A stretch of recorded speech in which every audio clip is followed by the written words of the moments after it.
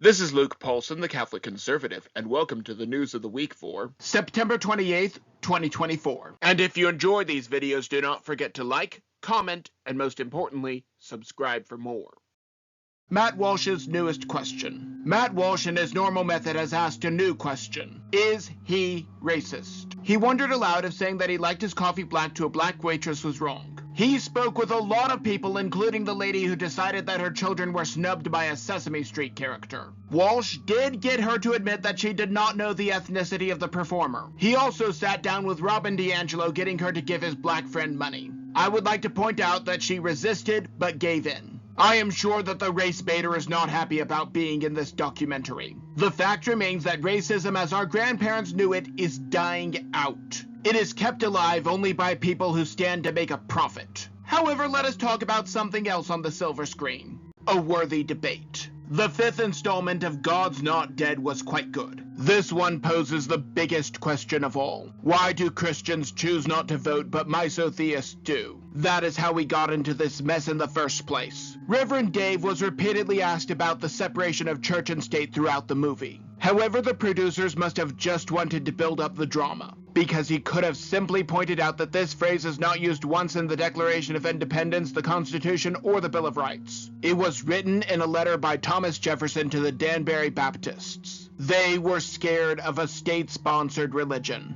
Jefferson assured them that the First Amendment erected a wall between church and state. The state would not influence the church, but the church had to guide the state. Jefferson must have never considered a pandemic that would be used as an excuse to shut down churches. Remember, even if you do not take an interest in politics, politics will take an interest in you. We need to outvote the misotheists. We also need to outvote the illegals. Driver's licenses in Oregon. We all know that New York is giving driver's licenses to all of the illegals that were shipped up there. We also know that the DMV is one of the main places where they get the list to send out voter registration. Oregon has falsely registered at least hundreds of voters because of the DMV. A few hundred is enough to shift an election. Consider Springfield, where at least 1/3 of the town is made up of illegals. That is enough to change a swing state. The Biden administration knew that some of the old tricks would not work a second time. So shipping the illegals all over the country and then giving them driver's licenses was the next best thing. If President Trump wins, he needs to send every one of them home. From the Goose Eaters to Trendy Aragua. Largest door-to-door operation. President Trump has vowed for the biggest deportation operation in America. Naturally, liberals are pointing out the logistics of such an operation. However, these are the same people who want to disarm Americans left, right, and center.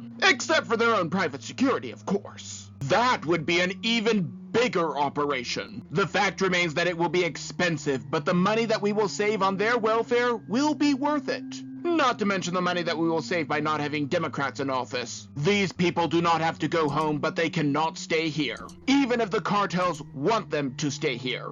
Wristbands for slaves. I'm sure that some of you have seen photos of the wristbands that have been littering the border towns of Texas. These are not just ordinary wristbands. They are markers and identifiers of who the cartel helped get across. So many people want to illegally cross the border that the cartel figured out how to make it even more profitable. First, they confirm the person's identity by contacting family and loved ones. Once this is confirmed, the cartel gets the person across the Rio Grande. Then the people need to work off their debt. If they cannot pay or try to escape, the cartel goes after their family and loved ones. There are no legal protections for these people. That means not only are the people placed in any job that the cartel chooses, they can also just choose to reinstate the entire debt if the person is too difficult. This is slavery, plain and simple. The threat from the South is dangerous, but the threat from the North may infect America as well. Canada's final solution. I know that the title and the image that is on your screen are dark, but they are there for a reason. Canada's suicide program was officially designed for those who are in too much pain to go on. Now, it is for virtually everyone. One account I found was a man who waited weeks for treatment,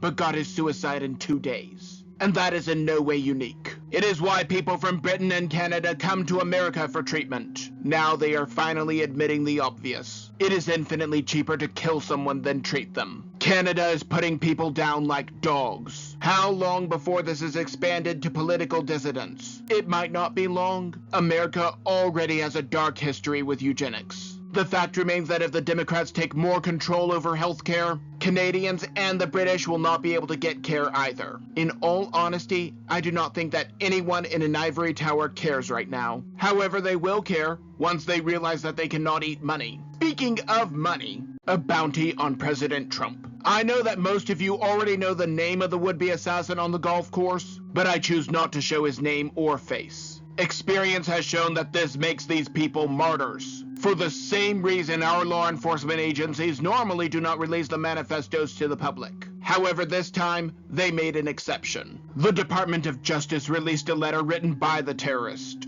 In it, he apologized for his failure. He also promised a bounty on anyone who could finish the job. Why would the Department of Justice release this statement? Simply put, they can only limit his Secret Service so much before it becomes obvious. The more people that are motivated to do the will of the deep state, the faster the deep state can win. Combine all of this with the fact that at least 5 assassination squads are after Trump, and he cannot trust the Secret Service. That being said, one fact, and one fact alone, is crystal clear. The Secret Service wants President Trump dead. A Secret Service mole. Last week I pointed out that this latest would-be assassin might have just been lucky. However, I also pointed out that we cannot rule out the idea that there was a mole in the Secret Service. Now, a whistleblower from inside the Secret Service has come forward. He says that the Secret Service had multiple lapses in protection for President Trump. The first time, it was a roof with a perfect line of sight that was too slanted. The second time, it was brush that they chose not to check. The next time, it will be caused by a lapse as well. However, there is a double benefit to the deep state. Because everyone is talking about this, not as many people are paying attention to the ABC whistleblower. Joke's on them. I can pay attention to several things, and they are just showing their hand. However, President Trump is not the only one with a target on his back. Bombs and poisons at a rally. According to the internet, there was a bomb found at a Trump rally on Long Island. However, we can rest assured that Snopes fact-checked this and there is nothing to be concerned about. However, since no sane person trusts Snopes, I went to the New York Post. They have also said that it was bogus and that the reports are unfounded. Why, even a broken clock is right 2 or 3 times a day. However, at another rally, multiple attendees complained of eye pain so severe that they were taken to the ER. Is it possible that this was a chemical attack with a clear and odorless compound? That is not unfounded. If fewer people go to his rallies, they will not be as newsworthy. If they are not as newsworthy, the fake news has an excuse to not mention them. Then they can give all of their attention to the imaginary successes of cackling Kamala. Now, there is absolutely no way to prove that a toxic gas was used. But these are the same types of people who were behind the Tuskegee experiment. Whether it is a syringe of syphilis or toxic gas, we are just pawns on a chessboard to these people. And the deep state does not like it when people stand against them. They also do not like it when their best assets get exposed. Another Epstein. P. Diddy is one of the many entertainers that I care absolutely nothing about. However, in the news it was revealed that he had certain parties with non-consenting women. Now it has come out that it was not just non-consenting women. It was children, boys and girls. Now remember that the Democrats believe all victims. Not only do women, like Dr. Ford, who bravely comes forward, need to be heard, but they need to be believed. Guess who's perpetuating all of these kinds of actions? It's the men in this country, and I just want to say to the men in this country, just shut up and step up. Or at least they did when a fellow Democrat accused a Republican. Some of the men that were there included Biden and Obama. Not much of a shock with Biden, considering his love of sniffing children. As to why it is not a surprise with Obama, I am not sure that I am allowed to say why. However, one thing that we need to remember is that the people who are accusing Trump of every crime under the sun are usually guilty of what they accuse him of.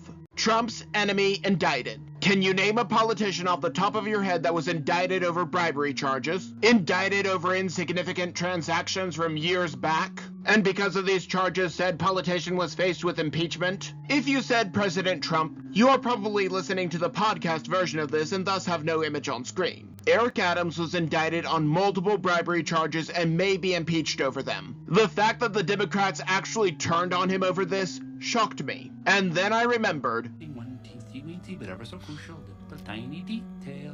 he has been attacking the influx of illegals into New York.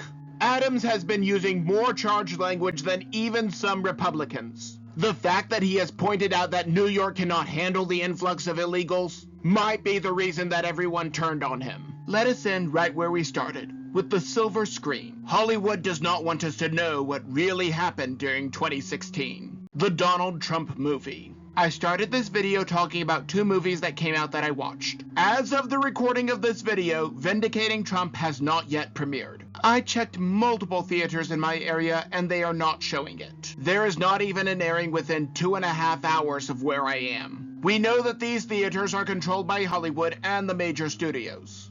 Is it possible that they were told not to air this? While some theaters are showing it, many will not. They cannot risk showing something that so strongly favors President Trump.